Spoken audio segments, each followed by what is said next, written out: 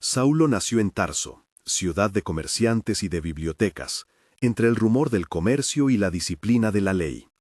Hijo de una familia que ostentaba ciudadanía romana por nacimiento, recibió en su casa la mezcla de dos mundos, la firmeza de la tradición judía y la amplitud de las rutas mercantes. Desde niño fue instruido en las Escrituras. De joven, llevado a Jerusalén, aprendió bajo Gamaliel el arte del razonamiento legal y el celo por la pureza del pueblo. Para él, la ley no era mero mandato, era fibra de su ser. Creció viendo la transgresión como un peligro que debía ser extirpado. Su celo lo moldeó en juicio y en acción. Si esta historia te interesa, quédate hasta el final. Aquí desgranaremos no solo los hechos, sino las verdades que iluminaron y cambiaron la obra de Pablo. Suscríbete y activa las notificaciones para recibir más narraciones que sostienen la fe y enseñan el camino. Deja tu comentario si una palabra ha tocado tu corazón. Quédate, porque la vida de Pablo revela la gracia en acción, aun cuando el camino parece cerrado. Saulo era, en aquellos tiempos, voz firme entre quienes perseguían la llamada naciente en Jerusalén. Cuando la iglesia era joven y los apóstoles todavía intentaban comprender el alcance de la buena nueva, Saulo vio en el movimiento de Jesús una subversión peligrosa. En la plaza, cuando los testigos proclamaban la resurrección, su corazón se endurecía. En la sinagoga, sus palabras ardían contra los que se apartaban de la ley. Fue testigo del martirio de Esteban, no por mera curiosidad, sino por convicción. Y en aquel día, cuando los hombres lo arrastraron fuera de la ciudad, Saulo sostuvo los vestidos de los que arrojaban piedras. Aprobó la muerte con su celo, y su silente aprobación templó su resolución. A partir de entonces, se fue en busca de los que eran de la nueva fe, para llevarlos encadenados a Jerusalén, y así creyó servir a la veracidad de la ley. Mas la soberanía de Dios no obra como los hombres esperan. En uno de aquellos días en que Saulo viajaba hacia Damasco, con cartas que le daban autoridad para detener en esa ciudad a quienes proclamaban a Jesús, aconteció que una luz desde el cielo lo rodeó. Era una claridad que no provenía del sol ni de la luna, le arrojó al suelo y le dejó sin vista. La voz que habló no era de hombre: «Saulo, Saulo, ¿por qué me persigues?». En el brillo y en aquella pregunta, su certeza vaciló. Saulo, que había creído conocer la ley, ahora fue confrontado por la presencia del que él mismo negaba. «¿Quién eres, Señor?», preguntó. «Yo soy Jesús, a quien tú persigues», fue la respuesta. Fue tocado su orgullo, fue derribado su juicio. Los hombres que iban con él, paralizados por un temor que no comprendían, oyeron palabras, pero vieron un cambio que no podían explicar. Damasco fue para Saulo un lugar de ceguera y de escucha. Durante 3 días no vio, no comió ni bebió. Mientras su cuerpo languidece, su alma comenzaba a reconocer una verdad nueva. En la ciudad, un hombre llamado Ananías recibió una palabra de Dios: «Ve a la casa donde está Saulo». Ananías, que conocía los nombres y el peligro que representaba Saulo para su gente, temió. Era comprensible. Saulo había venido armando terror contra la comunidad. Mas la obediencia surgió más fuerte que el miedo. Fue enviado, tocó al hombre ciego y pronunció sobre él palabras de entrega y gracia. Las manos se impusieron como símbolo de orden y de paz, y algo ocurrió. Como si la luz que antes lo había ofuscado ahora iluminara su interior, Saulo recobró la vista y fue bautizado.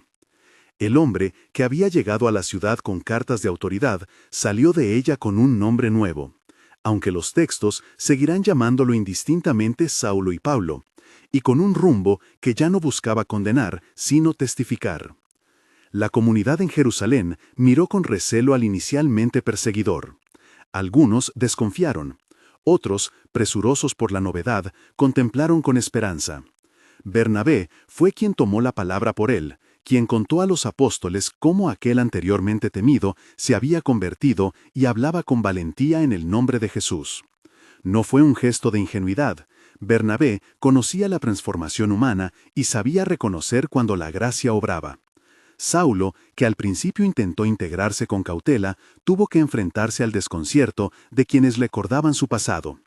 En Antioquía y en otras ciudades surgiría la comunidad que lo acogería, y desde la cual su ministerio se extendería a los gentiles.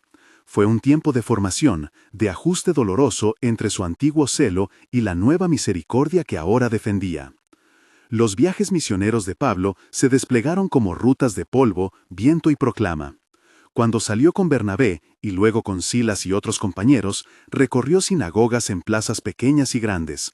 Habló en mercados llenos de vendedores, discutió con escribas y fariseos y también se encontró con quienes jamás habían oído el nombre de Jesucristo. En Antioquía, en Iconio, en Listra y en Derbe, su voz se alzó con poder y con vulnerabilidad. En Listra, donde había sanado a un hombre cojo de nacimiento, fue adorado por algunos como si fuera un dios.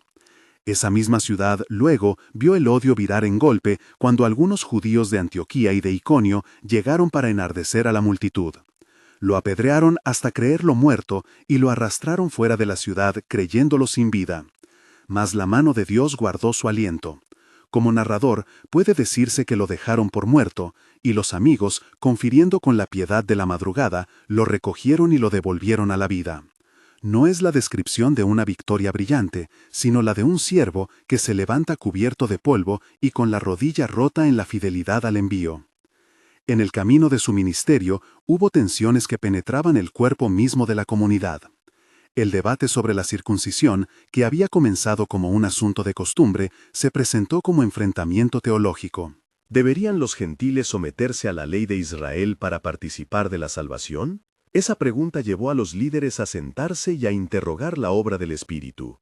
En el Concilio de Jerusalén, reunidos Pedro, Santiago, los ancianos y los que tenían voz de autoridad, la decisión fue clara en su raíz. La salvación era don, recibida por la fe, no una obra que naciera de la imposición ritual. No se negó la profundidad de la alianza de Israel, más bien se proclamó que la puerta de la gracia estaba abierta a todos. Para Pablo, esa decisión fue confirmación y mandato. No era triunfo humano sobre la ley, sino revelación de que la ley señalaba a Cristo y que en él la justicia se ofrecía al mundo entero. Sus cartas, que más tarde llegarían a comunidades dispersas, nacieron en medio del viaje y del encierro. En cartas a los Gálatas y a los Corintios, su voz se volvió pedagógica y también confesional. Habló de la cruz como centro y de su propia vida como ejemplo de que la gracia transforma. En una carta, en la intimidad del temple humano, confesaría una aflicción, la espina en la carne, que le fue dada para evitar la gloria propia.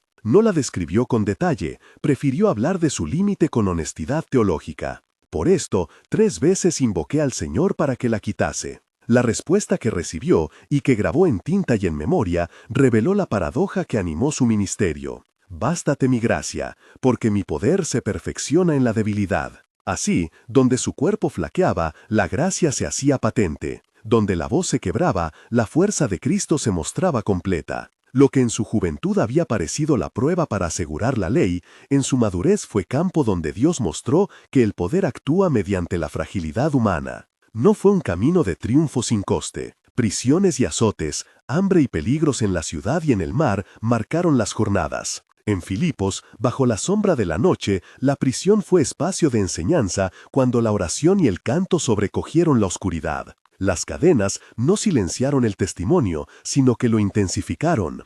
En Éfeso, donde el silenciado comercio de ídolos tembló ante la predicación, los artesanos se alarmaron. El nombre de Cristo penetraba mercados y hogares, y la fama se extendían como seda fuera de la sinagoga. En todas partes, los milagros y las curaciones se insertaban en la predicación como signos no de espectáculo, sino de la compasión de Dios. Sanar al cojo, liberar al oprimido por espíritus impuros, devolver la dignidad a mujeres y hombres que habían sido olvidados. Sin embargo, detrás de los hechos visibles, Pablo recorría territorios internos. Sabía que la evidencia no es siempre suficiente, que la libertad del Evangelio entra por la conversión del corazón. En medio de las travesías surgió otra vez la fragilidad humana, marcada por la separación pastoral. En la disputa con Barnabé por Marcos, cuando la travesía sobre una ruta nueva se vio cuestionada por la falta de experiencia, se mostró la tensión entre prudencia y perdón. Barnabé, de disposición reconfortante, tomó tiempo para Marcos. Pablo, férreo en la misión, prefirió seguir con Silas. No fue una decisión que ocultara la caridad, sino que mostró la dureza que la misión a veces exige. Mas la historia daría paso a la reconciliación. Años después, Marcos se integró de nuevo, y la memoria mostró que el perdón puede restaurar lo que la discusión dañó. El mar, en la vida de Pablo, fue símbolo y prueba. Hubo travesía que se volvió tormenta. Las velas se rajaron al viento y el navío crujió como si fuera de madera viva. En la noche en que el capitán y los marineros temían que todo se perdiera, Pablo permaneció con la mirada fija en la promesa que había recibido por revelación. No temáis, ninguna vida perecerá, sino solo el navío. Y así sucedió que, cuando las olas azotaron y la embarcación se quebró, todos llegaron finalmente a la costa de Malta. Allí, con la vista y el olor de la sal en la piel, la comunidad encontró refugio en manos amigas. Los malteses los acogieron con la hospitalidad propia de islas trabajadas por la estrechez del pan y por la pobreza, pero con corazones abiertos. En la isla, Pablo, que había llevado consigo cadenas y la experiencia del naufragio, curó a muchos. La providencia se manifestó en pequeños actos: un fuego donde calentarse, una mano que ofrecía alimento, la ternura de un pueblo que había presenciado lo extraordinario. Las cadenas volvieron a aparecer en su camino: arrestos por acusaciones, huidas por amparo, juicios donde la verdad se debatía entre calumnias y testigos. En Cesarea y luego en Jerusalén, las autoridades civiles y religiosas se miraron unos a otros, cada cual con sus intereses. Pablo supo apelar a su ciudadanía romana cuando la sentencia era injusta, no por soberbia, sino para que la verdad tuviera lugar en tribunales que no siempre comprendían la novedad del Evangelio. Al apelar a César, inició un viaje que lo llevó a Roma, no como un reo olvidado, sino como mensajero que debía testificar en la capital del imperio. El camino a Roma fue largo: la tripulación, los peligros de la navegación y los hombres que buscan justificar su odio se presentaron en la ruta. Y sin embargo, en la capital de la potencia del mundo, Pablo habló, enseñó, estuvo preso y no dejó de predicar. La casa donde fue alojada, aunque bajo custodia, se convirtió en escuela de palabra y de hospitalidad. Quienes llegaban a él podían escuchar las cartas, las instrucciones y las exhortaciones que salían de su experiencia. En Roma escribió cartas que se convirtieron en alimento para las iglesias dispersas. A los filipenses envió palabras de afecto que trasluce la ternura de quien, preso, siente la cercanía de la comunidad. Gozo y paz fueron reiteración en aquel lenguaje. A los efesios habló del misterio del cuerpo de Cristo. A los colosenses explicó la supremacía de Cristo sobre la creación. Sus epístolas no son tratados abstractos, nacen de las casas, de las plazas, de conversaciones nocturnas, de correcciones y de abrazos. En ellas se ve la figura del pastor, firme, exigente, afectuoso. Pero también aparece la humanidad que clama por consuelo en la aflicción. La vida de Pablo no está exenta del cansancio de la carne, de la nostalgia por los amigos y de la incertidumbre ante el final. La tradición patrística que más tarde hablaría de su muerte en Roma no forma parte de los relatos canónicos de Hechos y ha de ser tratada con prudencia. Sin embargo, en la memoria de la Iglesia antigua quedó la convicción de que Pablo dio su vida como testimonio. Esa tradición, no presenta en el libro de Hechos como relato directo, se suma a una narrativa de fidelidad que la comunidad primitiva guardó en su memoria. Sea así o de otra manera, lo cierto es que su legado no se mide solo por la duración de sus días, sino por las cartas que escribió, por las iglesias que fundó y por la doctrina que ayudó a clarificar. La salvación es gracia, la fe es el medio por el cual se recibe y la nueva vida nace en la dependencia de Cristo. A lo largo de su trayectoria, se sentó repetidamente la pregunta sobre la relación entre ley y gracia. Para Pablo, aquella tensión fue síntesis y perla. La ley cumple su finalidad en llevarnos a reconocer nuestra incapacidad y la necesidad de la obra de Dios. No se trató de despreciar la ley que formó a Israel, sino de mostrar que en Cristo la promesa se cumple y la justicia se ofrece gratuitamente. Así, la libertad que proclamó no fue licencia para el pecado, sino apertura para una obediencia que brota de la gratitud y no del temor. En sus cartas, donde exhorta a vivir en amor, se percibe que la ética cristiana surge de la experiencia de ser justificado. no se vive para mostrar rectitud, sino porque el corazón ha sido transformado por la gracia. Los compañeros que lo acompañaron en la ruta dieron a la misión rostro humano. Lucas, el médico que escribió relatos con la precisión de quien atiende al cuerpo y al alma, fue compañero en viajes y descripciones. Su presencia permitió que la historia fuera registrada con detalle. Timoteo, joven de fe templada por la herencia familiar, fue aprendiz y luego líder que sostuvo comunidades. Silas y Bernabé ofrecieron hombro y mediación. María de Macedonia, Lidia y otras mujeres mostraron que la obra no se limitaba a telescopios patriarcales, sino que acogía la fe de hombres y mujeres por igual. En esa multitud de rostros se dibuja la iglesia primitiva, imperfecta, fracturada, pero sostenida por la gracia que encarnaba en la vida de sus miembros. En los momentos de reposo, Pablo se entregaba a la oración y a la reflexión. Sus cartas reflejan no solo doctrina, sino vida. En ellas hay preguntas que se enuncian con dolor y con esperanza. ¿Cómo sostendremos la unidad? ¿Cómo enfrentaremos la tentación del orgullo? ¿Cómo mantendremos la paz en medio de ofensas reiteradas? No siempre hubo respuestas nítidas. Muchas veces, la comunidad avanzaba por pasos torpes, reconciliaciones tardías y decisiones nacidas de la oración y del consejo pastoral. El evangelio que Pablo predicó fue sencillo en su núcleo y radical en sus consecuencias. Jesús crucificado y resucitado, por cuya obra la humanidad encuentra reconciliación con Dios. Al mirar su vida de lejos, puede apreciarse una armonía entre la fortaleza y la fragilidad. El hombre que una vez juró perseguir la nueva fe, terminó siendo artífice de su expansión. Su transformación es espejo para quienes creen que la gracia no corrige solamente lo externo, sino que reorienta la voluntad. Las palabras que dejó, dirigidas a comunidades y a individuos, siguen resonando. Llama a la humildad, a la paciencia, al amor fraternal y a la esperanza firme. Sus epístolas son, en ese sentido, herramientas para una comunidad que aprende a vivir la libertad sin caer en la licencia, que aprende a afirmar la verdad sin abandonar la misericordia. En la memoria de los pueblos cristianos, su figura quedó como la de quien sufrió por causa del Evangelio, y a la vez supo transformar la adversidad en enseñanza. Sus cadenas se convirtieron en emblema. Donde estuvo sujeto, proclamó la libertad. Donde sufrió, mostró el poder que opera en la debilidad. La luz que lo cegó en el camino a Damasco no fue solo un episodio privado, fue inicio de una vida en la que la claridad del misterio divino se impuso sobre la ceguera del propio juicio. Cuando la narración mira atrás y recoge el polvo de las sendas que él transitó, descubre que su legado no es simple monumento a la astucia humana, sino testimonio sincero de que Dios obra a través de quienes se rinden. La gracia que definió su enseñanza es también la que sostiene a la Iglesia hasta hoy. No es mérito de linaje ni de observancias prescriptas, sino don que se recibe y que transforma la vida entera.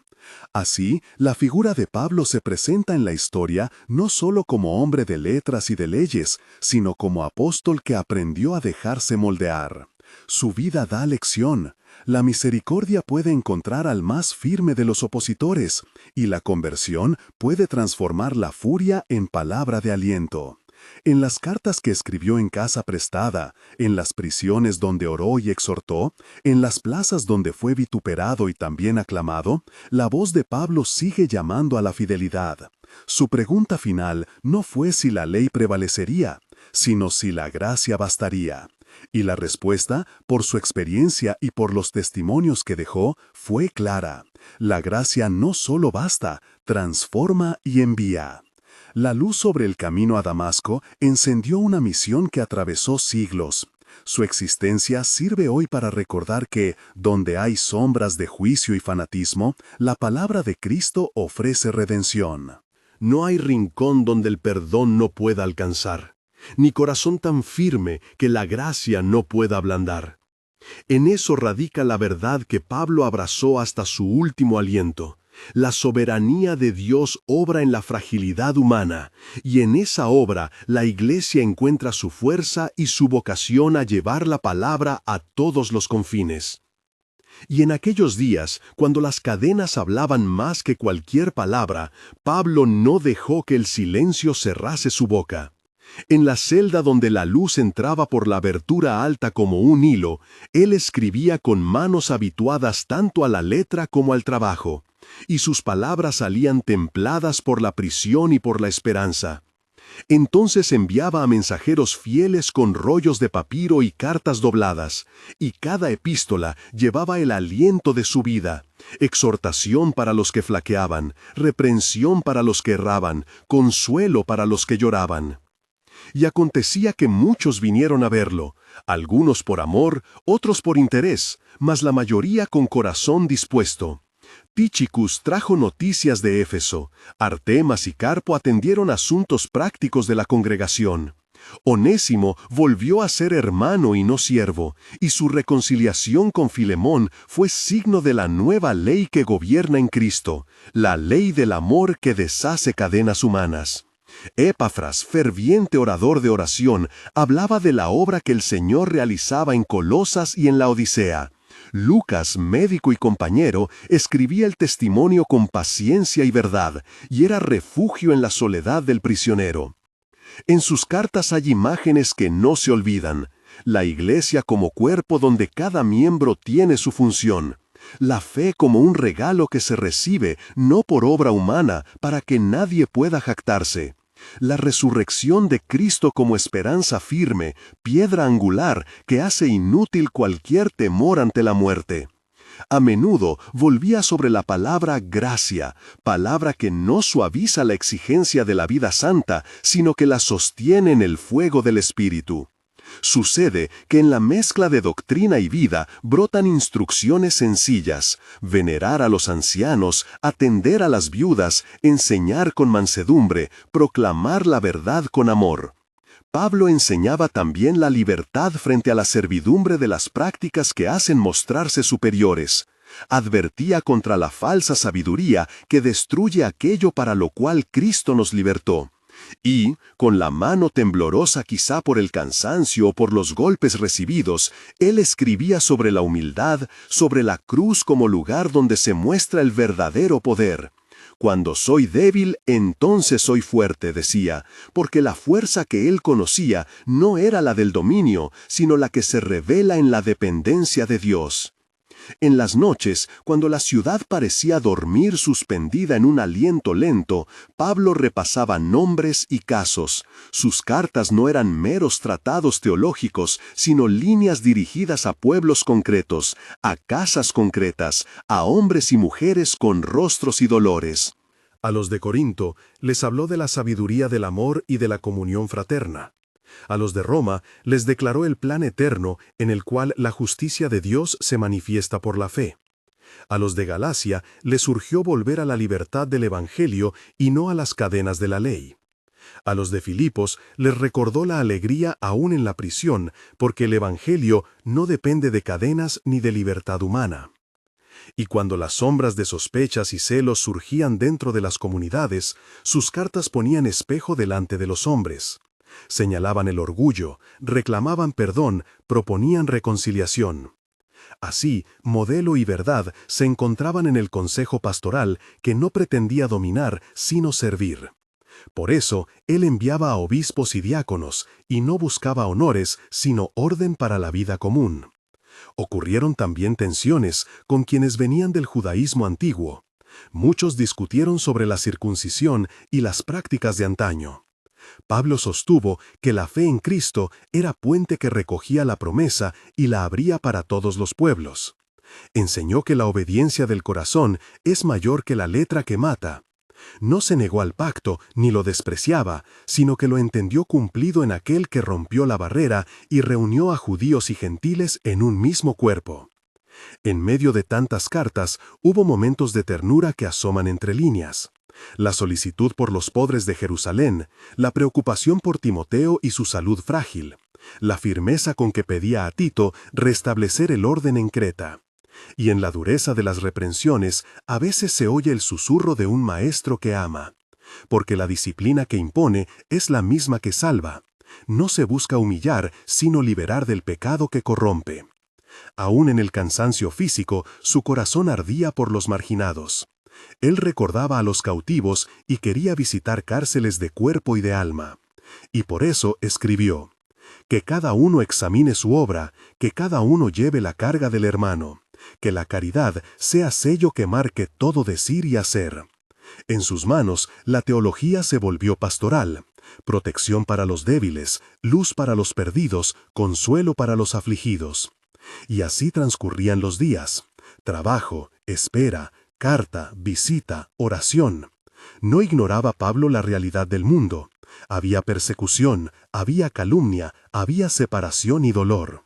Mas no por eso flaqueó su esperanza. Sus alabanzas no nacían de triunfo humano, sino de la experiencia de la gracia que lo había llamado. A menudo repetía la imagen del atleta que corre con paciencia la carrera. Así veía la vida cristiana, no un triunfo instantáneo, sino una perseverancia que se forja en la prueba. La música de sus viajes seguía resonando en los coros de las iglesias nacientes.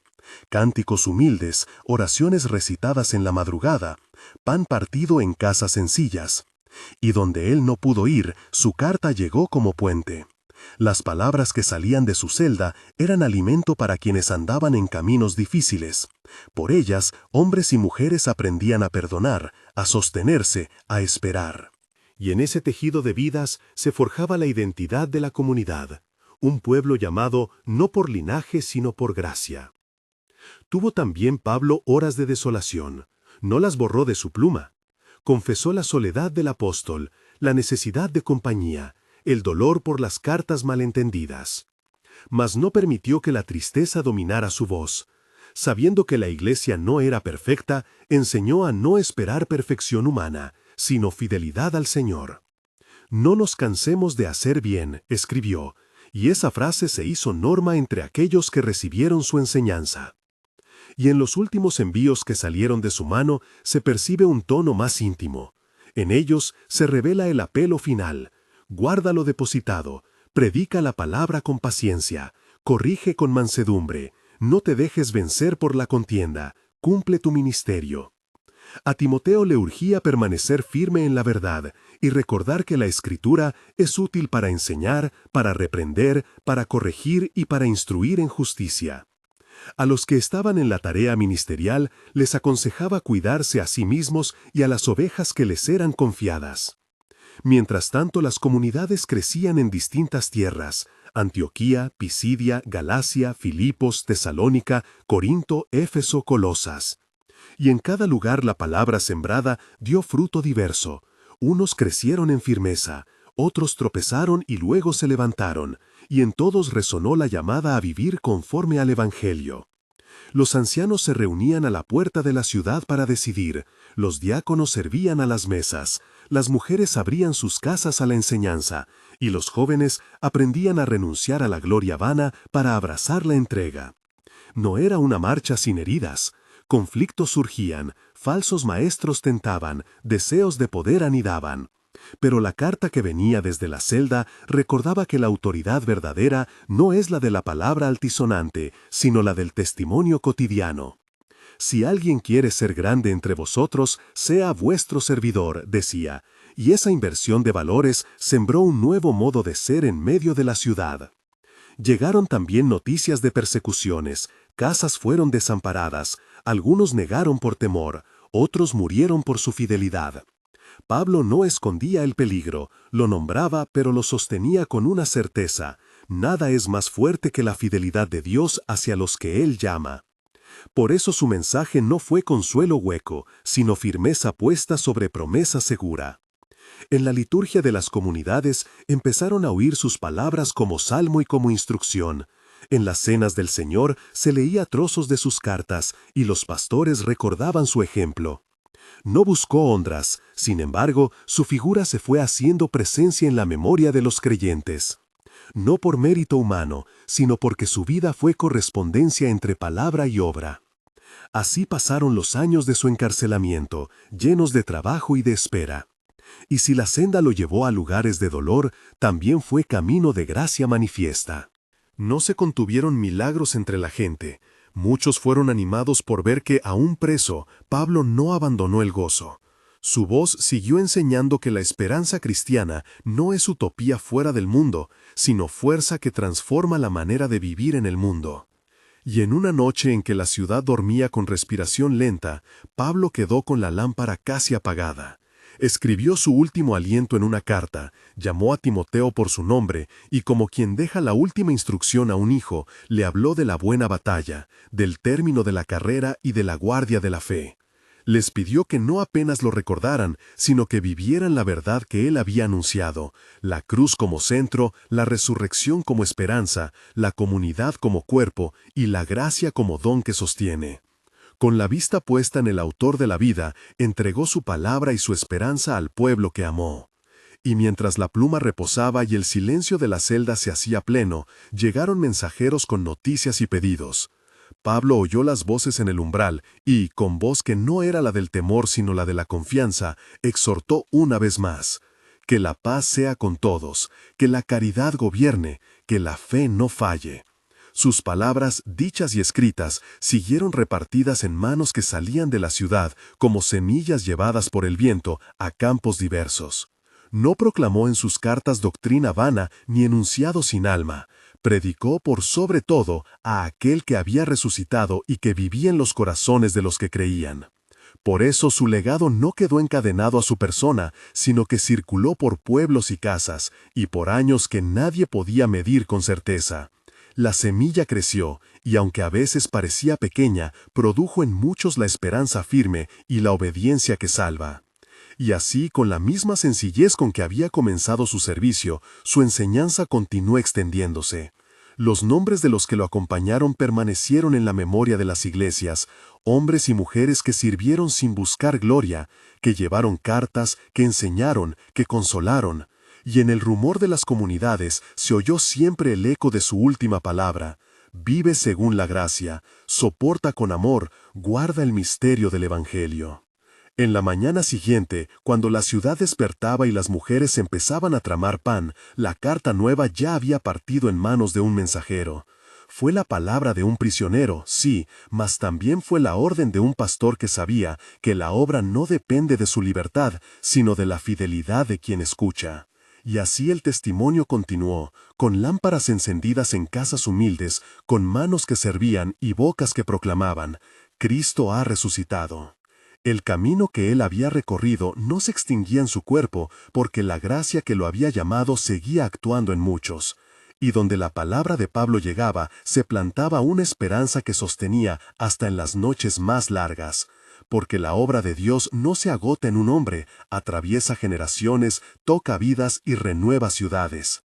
Y en una noche en que la ciudad despertaba y las mujeres empezaban a tramar pan, la carta nueva ya había partido en manos de un mensajero.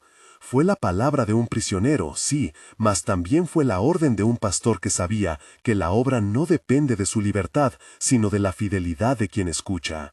Y así el testimonio continuó, con lámparas encendidas en casas humildes, con manos que servían y bocas que proclamaban: Cristo ha resucitado.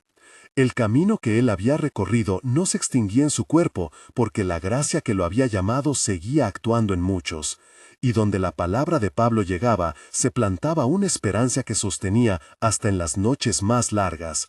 Porque la obra de Dios no se agota en un hombre, atraviesa generaciones, toca vidas y renueva ciudades.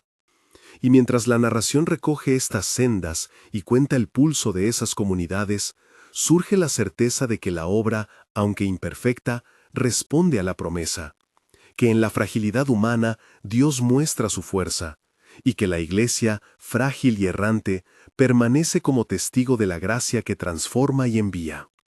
Y aconteció que las cartas salieron como antorchas por entre caminos y mares. Hombres y mujeres tomaron los pergaminos, los envolvieron en pieles y los pusieron bajo el brazo. Hubo quien partió al amanecer, dejando tras sí el olor del pan recién hecho y la lámpara aún humeante. Hubo quien marchó cuando la ciudad cerraba sus puertas, guiado por la estrella que nace en la noche. Andaban con cuidado, porque los caminos aún eran peligrosos. Sin embargo, llevaban en la boca la misma palabra que había animado al preso: no temáis, permaneced firmes. En las aldeas y en las plazas se reunían en casas, no en edificios de riqueza, sino en hogares donde el pan se partía y el agua se ofrecía. Allí, entre redes que secaban al sol y tinajas junto a la puerta, se leían las cartas. Los ancianos se levantaban y las palabras, pronunciadas en voz clara, caían como semillas sobre tierra preparada. Algunos se alegraban, otros se afligían. Había quienes, al oír recordar la cruz y la esperanza de la resurrección, se postraban en silencio. A menudo, al término de la lectura, alguien tomaba una aldea y salía por sus calles convocando a los vecinos para compartir lo leído. La palabra no se quedaba para sí. Los ancianos de las comunidades se reunían a la puerta de la ciudad para hablar de las cartas. Discutían con temor y con gozo, porque la verdad que enseñaban no era cómoda para todos. Más de una vez hubo que reprender a los que querían adornar el Evangelio con costumbres humanas. Más de una vez hubo que alentar a los que se fatigaban. En esas juntas se recordaba que la misión no es de hombres sino del Señor, que la autoridad entre los creyentes es servicio, que el que gobierna debe ser ejemplo, no tirano. Surgieron escuelas de enseñanza en algunas casas. Jóvenes acudían con pergaminos y aprendían a leer en voz alta las epístolas. Las mujeres, que tantas veces habían sostenido la vida de las iglesias, enseñaban con celo a los niños y recitaban salmos. Se componían himnos que decían con voz sencilla la fe verdadera, proclamaban la muerte del Señor, la certeza de su resurrección y la llamada a vivir en amor. Estos cantos se volvieron memoria y fuerza. En las noches de aflicción bastaba entonar una estrofa para que la pena hallara reposo. Había también quienes, al recibir la carta, la leían con ojos de duda. Algunos maestros surgían con palabras suaves y astutas que querían añadir leyes y ceremonias. En el mercado se debatía sobre ritos antiguos. En la sinagoga, algunos miraban con recelo a los que se llamaban cristianos. Pero la carta que llegaba allí tenía nombres y rostros. Hablaba de abandono y fidelidad, de cadenas y de oración, de manos que servían y de ojos que velaban. Así, donde las palabras eran vividas, la controversia se desarmaba. Allí donde se quedaban en letra, surgían discusiones. En las plazas, los más pobres encontraban en la comunidad un refugio. Se repartía lo que había, una capa, un poco de aceite, pan para los enfermos. No era obra grandiosa ni visible para los poderosos, pero era testimonio que afianzaba la fe. Muchos contaban luego, al repasar la memoria de aquellos años, cómo la hospitalidad de una mujer pobre fue semilla de evangelio en su familia. Aquellas acciones pequeñas resonaban con la autoridad de la carta. La fe sin obras es muerte, decía el eco que en cada casa se hacía visible. Y hubo momentos de gran prueba. Algunos creyentes fueron llamados ante los gobernantes de la ciudad, fueron interrogados por la razón de su esperanza. A unos los maldijeron, a otros los golpearon y los pusieron en cárceles menores. Mas aún en esas horas la memoria de Pablo era faro. Se recordaban sus enseñanzas sobre el sufrimiento, sobre la cruz y la paz que no se conquista con espada. Los que habían sido reprendidos hallaban en las palabras leídas una valentía nueva. No era valentía humana, sino la que nace del conocimiento de aquel que vive. Las comunidades que recibían la carta la copiaban con diligencia. Hombres con mano firme trazaban las letras sobre pergamino y muchachas bordaban en telas frases que servían de enseñanza en las puertas de casa. Así viajaba la palabra, no solo en boca y oído, sino en letra que persistía cuando las voces callaban. Y cuando la carta llegaba a lugares donde las persecuciones eran mayores, se guardaba bajo tablas del piso o detrás de ánforas como tesoro que salva. Los mensajeros relataban historias en sus corridas, de una mujer que al leer arrojó los ídolos que guardaba su familia, de un anciano que, al oír el pasaje sobre la esperanza, encontró perdón para un rencor antiguo, de un joven que, en la noche, se levantó para consolar a su vecino enfermo. Cada relato era como semilla que caída producía fruto.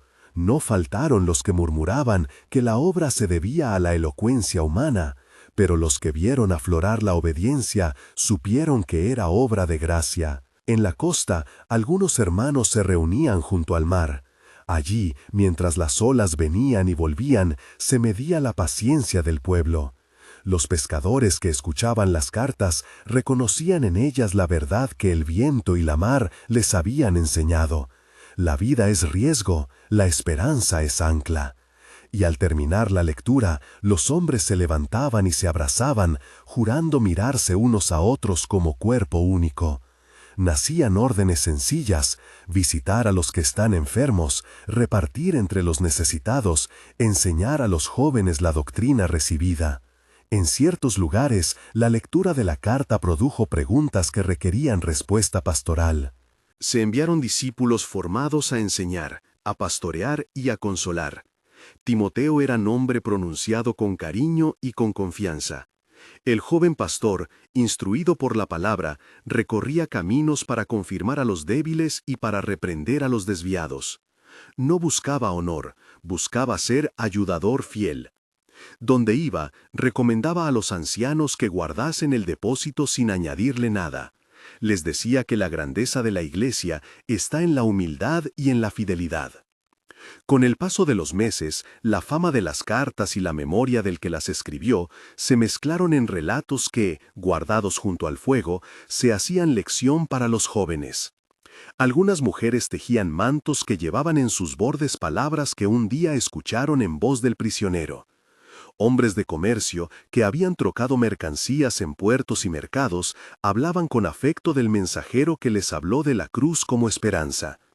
Era como si una red cubriese pueblos y ciudades, y en cada nudo de esa red hubiera una frase, un gesto, una oración. Y en medio de todo esto, la oración no cesaba. Hijos e hijas de la Iglesia se levantaban en la madrugada y clamaban por los que sufrían. En la noche cerrada, cuando la ciudad dormía, las lámparas encendidas en las casas mostraban siluetas orantes. La plegaria de los sencillos subía al cielo y muchas veces traía consuelo a quienes estaban oprimidos. Recordaban las palabras que habían oído del preso: orad sin cesar, y así lo hacían. La voz de Pablo, aunque salida de la celda, resonaba en la mesa del pan partido. No clamaba por su persona, sino por la verdad que debía vivirse. En muchas comunidades se escuchó lo que él llamó la guardia de la fe: conservar intacto el mensaje y pasarlo tal cual. No hubo uniformidad forzada, hubo, más bien, una fidelidad humilde que supo acomodar costumbres diversas en el marco de la esperanza común. Y aconteció que, en no pocos lugares, la palabra dio fruto en obras visibles. Hombres que antes vivían para sí comenzaron a repartir. Mujeres que antes guardaban silencio se convirtieron en palabra para otros. Las comunidades crecían en amor y en disciplina. No faltaron pruebas todavía, mas cada prueba robustecía la fe. Muchos jóvenes, impresionados por la sencillez del Evangelio, dejaron negocios y hogares para consagrarse a servir en medio de pobreza.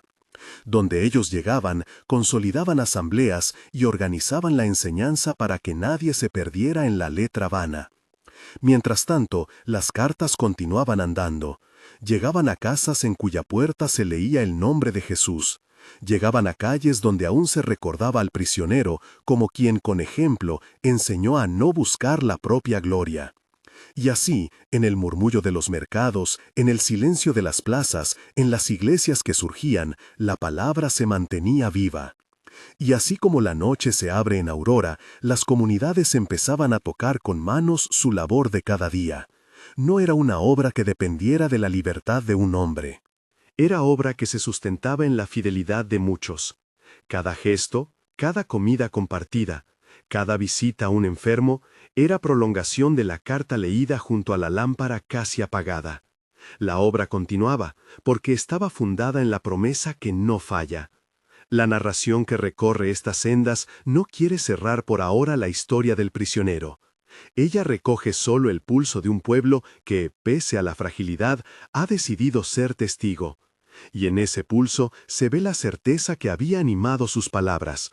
La gracia actúa donde hay disposición de servir. Y mientras la palabra vive en las casas y en los corazones, la Iglesia sigue siendo llamada a permanecer fiel, a vivir según la gracia y a llevar luz donde la noche es más espesa.